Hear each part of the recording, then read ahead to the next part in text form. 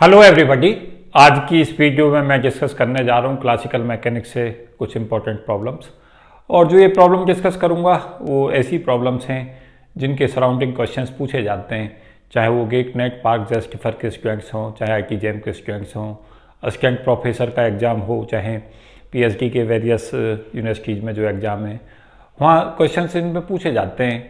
तो applied concept हैं दोनों, और कंप्यूटर्स के लिए मैंने तैयार किए हैं। ये गेट और जेम के स्टूडेंटों के लिए विशेष लाभ देंगे, ऐसा मेरा विश्वास है। तो पहला जो क्वेश्चन है उसमें ये दोनों ही जो प्रॉब्लम मैं डिस्कस करूँगा, दो प्रॉब्लम है हालांकि ये, लेकिन मैं काफ़ी कंसेप्ट में डिस्कस करूँगा। पहले क्वेश्चंस में जो डिस्कशन है वो मोमेंट ऑफ इनर्शिया टेंसर का है, और जो दूसरी प्रॉब्लम है उस दूसरी प्रॉब्लम जो है मोशन अंडर ग्रेविटी का केस है, जहाँ फ्रैक्शन फोर्स काम करता है और फ्रैक्शन फोर्स जो है वेलोसिटी स्क्वायर पर डिपेंड करता है। तो पहली प्रॉब्लम में जो प्रॉब्लम है पहले मैं उसको समझाता हूँ, फिर उसका सॉल्यूशन समझाऊंगा। प्रॉब्लम है calculate inertia tensor for the system of 4 particles. Inertia tensor हमसे कैलकुलेट करा रहा है, और इनर्शिया टेंसर जो कैलकुलेट कराया है वो है 4 पार्टिकल्स का। 4 पार्टिकल्स के लिए जो मास हैं और उनके कोऑर्डिनेट हैं वो हमें क्वेश्चंस में दे रखे हैं। m1 जो है मास m1 वो 1 ग्राम का है, और वो जो कोऑर्डिनेट है जहाँ पे लोकेटेड है उसके कोऑर्डिनेट हैं x1 1 और y1 0 और z1 0। तो x1 की वैल्यू 1 है कोऑर्डिनेट की, और y1 की 0 है और z1 की वैल्यू 0 है। सेंटीमीटर में ये कोऑर्डिनेटों की वैल्यू है। मास m2 2 ग्राम का है, वो लोकेट कर रहा है कोऑर्डिनेट 1 1 0 के ऊपर, जहाँ पे x2 की जो वैल्यू है वो 1 है, y2 की वैल्यू 1 है और z2 की वैल्यू 0 है। ये भी कोऑर्डिनेट सेंटीमीटर में दे रखा है। मास m3 है वो 3 ग्राम का है, और वो जो लोकेट कर रहा है वो उसके कोऑर्डिनेट हैं 1 1 1, जहाँ पे x3 अगर हम कहें इसको तो x3 1 होगा, y3 1 होगा और z3 जो है वो 1 होगा। m4 जो मास है, फोर्थ मास, उसका मास है 4 ग्राम, और जो कोऑर्डिनेट हैं उसके वो गिवन हैं 1 1 -1। इसका मतलब होगा कि जो इसके कोऑर्डिनेट होंगे उसमें हम इसको x4 को 1 लें, y4 को 1 लें और z4 को -1 लें। तो ये कोऑर्डिनेट दे रखे हैं, सभी सेंटीमीटर में दिए हैं, और मास जो दे रखा है वो हमारा ग्राम में दे रखा है। तो ऑब्वियसली जो मोमेंट ऑफ इनर्शिया आएगा आई वो ग्राम सेंटीमीटर स्क्वायर में आएगा CGS यूनिट के अंदर। तो इसमें हम से जो मोमेंट ऑफ इनर्शिया कैलकुलेट कराया गया है, तो मोमेंट ऑफ इनर्शिया के लिए हमें इसमें मैंने यहाँ पे लिखा है जो कोऑर्डिनेटों की रिक्वायरमेंट होगी वो हमें कोऑर्डिनेट चाहिए और मास चाहिए। तो कोऑर्डिनेट हमें पता है, मास हमें पता है, तो अब हमें फॉर्मूला चाहिए और मोमेंट ऑफ इनर्शिया टेंसर का जो फॉर्मेशन है वो समझ में आना चाहिए। तो मोमेंट ऑफ इनर्शिया बेसिकली जो इसमें कंपोनेंट होंगे वो IXX, IXY, IXZ होंगे, IYX, IYY, IYZ और IZX, IZY, IZZ। तो ये 9 कंपोनेंट हमें कैलकुलेट करने हैं। साथ साथ ये भी याद रखें कि मोमेंट ऑफ इनर्शिया जो होता है वो टेंसर क्वांटिटी होती है, और क्योंकि इसके 9 कंपोनेंट होते हैं तो इसकी रैंक जो होती है वो 2 होती है। तो कई बार क्वेश्चन से भी पूछ लेता है कि मोमेंट ऑफ इनर्शिया कैसी क्वांटिटी है। तो moment of inertia is neither scalar nor vector, it is a tensor quantity. और क्योंकि टेंसर क्वांटिटी के साथ साथ ये भी याद रखें कि इसकी जो रैंक होती है, क्योंकि 9 कंपोनेंट है, हम देख रहे हैं यहाँ पे 1 2 3 4 5 6 7 8 9, तो इसको हम 3 स्क्वायर फॉर्म में लिखेंगे, और यहाँ पे जो होगा वो उसकी रैंक कहलाती है। तो यहाँ पे रैंक होगी और 3 डायमेंशन में जो है उसकी रैंक 2 कहलाएगी। अगर 16 कंपोनेंट होते इन केस तो फिर हम 4 स्क्वायर डायमेंशन में जाते और तब हमारी रैंक 2 होती, लेकिन वो 4 डायमेंशन स्पेस में होती है। तो याद रखें यहाँ पे मोमेंट ऑफ इनर्शिया जो होता है टेंसर क्वांटिटी होती है, और साथ साथ ये याद रखें कि उसकी रैंक 2 होती है। तो अब हम इसके साथ साथ क्या करेंगे कि इसके एक्सप्रेशंस देखें कि IXX हम कैसे कैलकुलेट करें। तो IXX की जो वैल्यू होगी वो होगी समेसन I बराबर 1 से 4, क्योंकि जितना हमारे पार्टिकल होंगे उनका हमें सबका समेसन लेना होगा। MI और ब्रैकेट में टर्म्स आएगी YI square plus ZI square. तो इस एक्सप्रेशंस को हमें यूज करना है, और याद रखें कि IXX जैसे याद कर लेंगे हम, तो हमें IYY और IZZ जो सिमेट्रिकली याद करना है। IYY में जो होगा वो समेसन MI और XI square plus ZI square आ जाएगा, और IZZ में जो है समेसन I MI और X I square plus Y I square आ जाएगा ब्रैकेट में। तो इस तरीका से हम एक ही फॉर्मूले को याद करते हैं, उसे सिमेट्रिकल फिर आगे के याद कर लेते हैं। तो यहाँ पे इस एक्सप्रेशन को देखें, अगर पार्टिकल 3 है होते तो आई बराबर 1 से 3 तक जाते, अगर पार्टिकल 5 होते तो समेशन आई बराबर 1 से 5 तक जाते। क्योंकि 4 पार्टिकल है तो हमारे पास जब हम आई को वैल्यू 1 लेंगे तो मास m1 के corresponding moment of inertia calculate हो जाएगा। आई बराबर 2 हम ले लेंगे तब मास m2 के corresponding moment of inertia calculate हो जाएगा। उसी तरीका से अगर हम आई की वैल्यू को 3 ले लेंगे तो मास m3 के करस्पॉन्डिंग, और आई बराबर 4 ले लेंगे तो m4 के करस्पॉन्डिंग। इस तरीका से कैलकुलेट होगा। तो यहाँ पे हमें इस एक्सप्रेशन को अगर हम यहाँ समझें तो इसका मतलब होगा यहाँ पे हमें वैल्यू चाहिए m1 और ब्रैकेट में आ जाएगा y1 square plus z1 square, plus अगली जो टर्म आएगी वो आएगी प्लस m2 और ब्रैकेट में टर्म आ जाएगी y2 square plus z2 square, plus next term जो आएगी वो आएगी प्लस m3 और वैल्यू आ जाएगी y3 square plus z3 square, और लास्ट जो टर्म आएगी वो आ जाएगी प्लस m4 और y4 square plus z4 square. अब हमारा जब ये एक्सप्रेशन हमें पता चल जाएगा तो उसमें हमें वैल्यू जो है हम पुट कर देंगे इन कोऑर्डिनेटों से लेके, क्योंकि मैं अभी समझा भी रहा था आपको कि यहाँ पे जो ये वैल्यू है ये हमारी x1 की वैल्यू होगी, ये y1 और ये z1 होगा। यहाँ पे ये कोऑर्डिनेट x2 होगा, ये y2 होगा, ये z2 होगा। सिमिलरली ये x3 होगा, ये y3 होगा और ये z3 होगा। ये x4, y4 और z4 होंगे। तो ये हम कोऑर्डिनेटों को यहाँ पे लिख लेंगे पहले, x1, y1, z1 और इनकी वैल्यूज को, और यहाँ पे एक्सप्रेशनों में वैल्यू पुट कर देंगे। सॉल्व करेंगे तो IXX की जो वैल्यू है वो 16 ग्राम सेंटीमीटर स्क्वायर आएगी। तो कैलकुलेशन कर लें, कैलकुलेशन वाला पोर्शन में आपके लिए छोड़ दे रहा हूँ, केवल मैं बताऊंगा कि कैसे हमें वैल्यूओं को पुट करना है। तो यहाँ पे m1 y1 square plus z1 square plus m2 और ब्रैकेट में y2 square plus z2 square plus so on, ऐसे हमें लेकर आना है, और कोऑर्डिनेटों की वैल्यू यहाँ से ले लेंगे। उसके साथ साथ जो वैल्यू है उसे चेक कर लें कि ये वैल्यू 16 ग्राम सेंटीमीटर स्क्वायर हमें ऑब्टेन होगी। उसके साथ साथ हम y लें तो I जो होगा moment of inertia y axis के रेस्पेक्ट समेशन I बराबर 1 से 4 mi, और ब्रैकेट में टर्म आएगी xi square plus zi square. इसी तरीका से जैसे ऊपर सॉल्व किया था इसको सॉल्व करें। यहाँ से कोऑर्डिनेट ले लें, m1 के लिए यहाँ x1 और z1 हमें चाहिए, plus m2 x2 square plus z2 square चाहिए, plus m3 x3 square plus z3 square चाहिए, plus m4 x4 square plus z4 square चाहिए, और कोऑर्डिनेट हम यहाँ से ले लेंगे। सॉल्व करेंगे तो इस वैल्यू को चेक करें आप होमवर्क में, ये वैल्यू आएगी हमारी 17 ग्राम सेंटीमीटर स्क्वायर। ये जो वैल्यू थी वो 16 ग्राम सेंटीमीटर स्क्वायर थी IXX की, और I जो मिलेगा हमें वो 17 मिलेगा, 17 ग्राम सेंटीमीटर स्क्वायर, क्योंकि जो मास है वो ग्राम में लिया गया है और कोऑर्डिनेट जो है वो सेंटीमीटर में लिया गया है, तो कोऑर्डिनेट स्क्वायर सेंटीमीटर स्क्वायर में आ जाएगा। उसके साथ फिर IZ को सिमिलर लें, समेशन I बराबर 1 से 4 mi और ब्रैकेट में टर्म आएगी xi square plus yi square, तो इसी को फिर उसी फॉर्म में ले आएँ, m1 x1 square plus y1 square plus m2 x2 square plus y2 square plus m3 x3 square plus y3 square plus m4 और x4 प्लस y4 स्क्वायर। उसे ब्रैकेट में सब वैल्यूओं को पुट कर दें, m1 m2 m3 m4 की value, और x1 y1 x2 y2 x3 y3 और x4 y4, और उसके बाद इसे सॉल्व करें, ये वैल्यू हमें मिलेगी 19 ग्राम सेंटीमीटर स्क्वायर। तो ये तीनों वैल्यूज को कैलकुलेट करें, होमवर्क में सॉल्व करें इन्हें। IXY जो होगा उसका फॉर्मूला होता है equal to minus summation I बराबर 1 से 4 mi xi yi, और IXY और IYX की जो वैल्यू है वो सेम होती है, IYZ और IZY की वैल्यू सेम होती है, और उसी तरीका से IXZ की वैल्यू IZX के इक्वल होती है। तो यहाँ से हमें जब हम IXY कैलकुलेट करेंगे तो यहाँ पे लिख देंगे minus m1 x1 y1 minus m2 x2 y2 minus m3 x3 y3 minus m4 x4 y4, और m1 m2 m3 m4 हम यहाँ से ले लेंगे, x1 और y1 x2 y2 x3 y3 x4 y4 वो यहाँ से हमें वैल्यू होंगी पता, यहाँ पे पुट कर देंगे और इसे सॉल्व करेंगे तो ये वैल्यू -9 ग्राम सेंटीमीटर स्क्वायर आएगी। इसे भी होमवर्क में सॉल्व कर लें। IXZ और IZX की वैल्यू सॉल्व करेंगे तो 1 ग्राम सेंटीमीटर स्क्वायर आएगी। उसी तरीका से हमें जैसे यहाँ की थी ऐसे यहाँ करना है। इसमें minus m1 x1 y1 minus m2 x2 y2 minus m3 x3 y3 minus m4 x4 -m4x4y4। फिर यहाँ पे वैल्यूओं को ले लेंगे और फिर सॉल्व करेंगे तो ये हमारा 1 ग्राम सेंटीमीटर स्क्वायर आ जाएगा।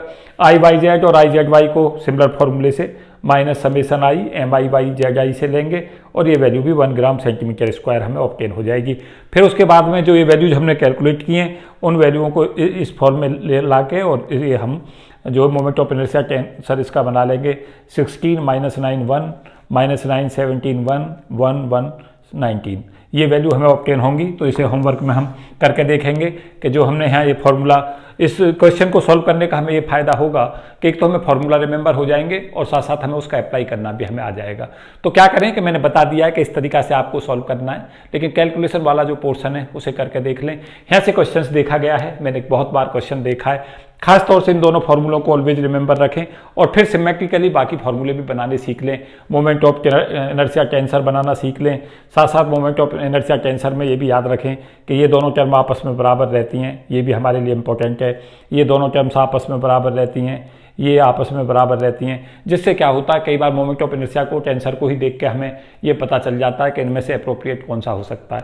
जैसे हमारे पास कोई क्वेश्चन आ जाता है तो हम याद रखें कि अगर IXZ की वैल्यू IZX के इक्वल नहीं है तो समझो वो हमारा जो मोमेंट ऑफ इनर्शिया टेंसर है वो हमारा गलत दे रखा है। तो कई बार रिजेक्शन में हमें फ़ायदा मिलता है, तो इन कंसेप्टों में ये भी याद रखें। साथ साथ ये भी याद रखें कि एक फॉर्मूले को जब हम बना लें तो उसके ऊपर क्या क्या अप्लाइड प्रॉब्लम्स फर्दर पूछी जा सकती हैं उनको भी सोचें, तो उससे आपको फ़ायदा मिलेगा निश्चित तौर से। मैं काफ़ी समय इस क्वेश्चन में दे चुका हूँ, मैं नेक्स्ट प्रॉब्लम समझा रहा हूँ। दूसरी प्रॉब्लम बहुत ही बेहतरीन प्रॉब्लम है जो लगातार जिस पर कंसेप्ट पर क्वेश्चंस पूछे जाते रहे हैं कंपटीशंस की दुनिया में।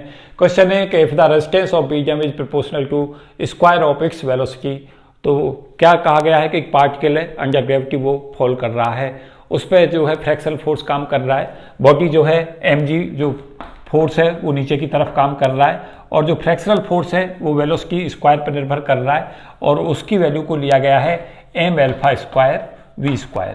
तो ये फ्रैक्शनल फोर्स है जो जस्ट अपोजिट मोशन में काम कर रहा है और ग्रेविटी से नीचे की तरफ खींच रही है। तो देखेंगे कि नेट जो फोर्स होगा mg तो नीचे की तरफ काम कर रहा है क्योंकि बॉडी नीचे की तरफ फॉल कर रही है, तो mg की वैल्यू ज़्यादा है फ्रैक्शनल फोर्स से, तो नेट फोर्स जो काम करेगा उसकी वैल्यू होगी mg - m∠² v²।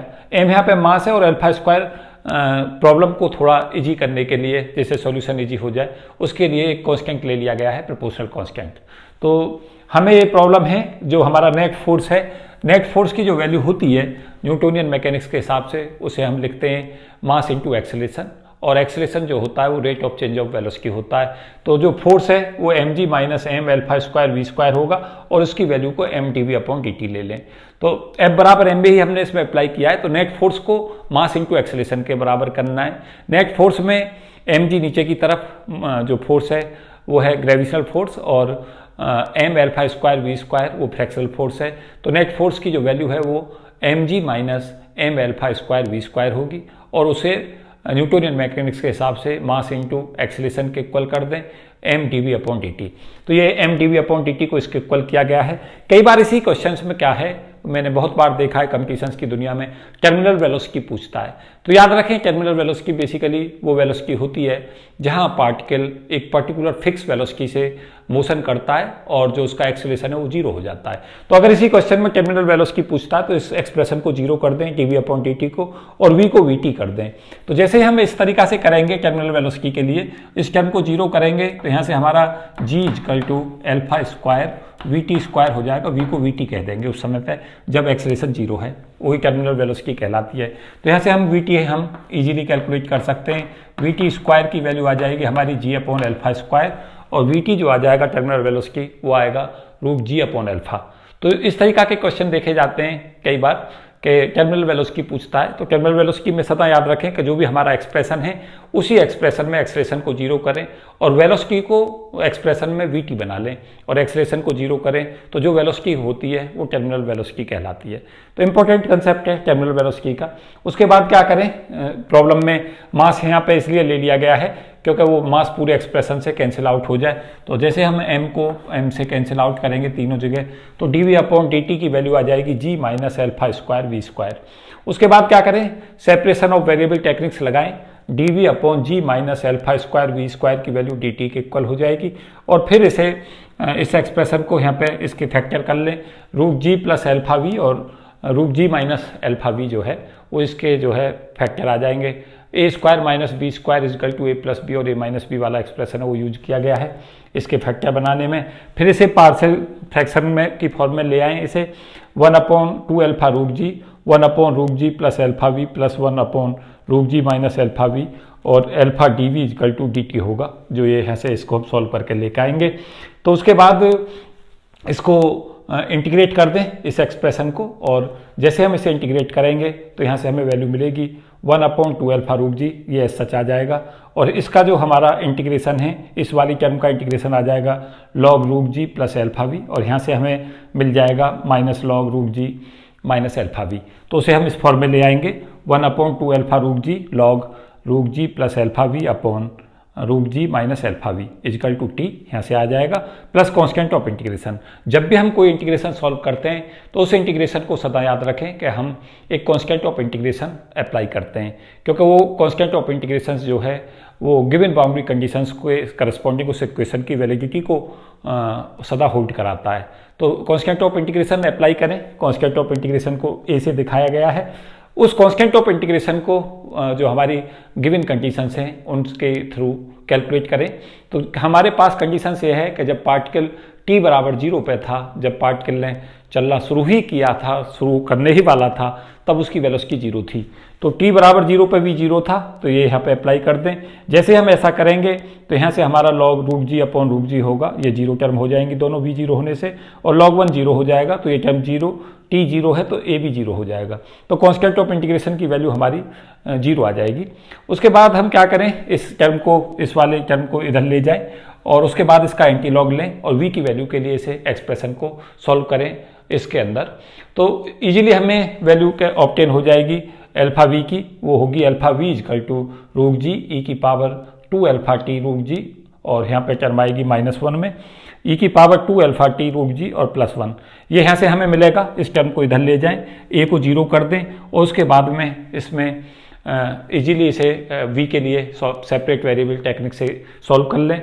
इस टर्म को इधर लेकर मल्टीप्लाई कर लेंगे, एंटी लॉग ले लें पहले तो इसका, क्योंकि लॉग को हटाना होगा। तो एंटी लॉग ले लें यहाँ पे, जैसे इसका इस टर्म को इधर जाके एंटी लॉग लेंगे तो ये टर्म बनेगी यहाँ से हमारी root G plus alpha V upon root G minus alpha V equal to E की power 2 alpha T root G. उसके बाद में मल्टीप्लाई कर दें इधर की टर्म को इधर लेके, और v के लिए इसे सेपरेट कर लें, तो v हमें ऑब्टेन हो जाएगा। एल्फा v की वैल्यू होगी रूट जी ई की पावर 2 एल्फा टी रूट जी -1 अपॉन ई की पावर 2 एल्फा टी रूट जी +1।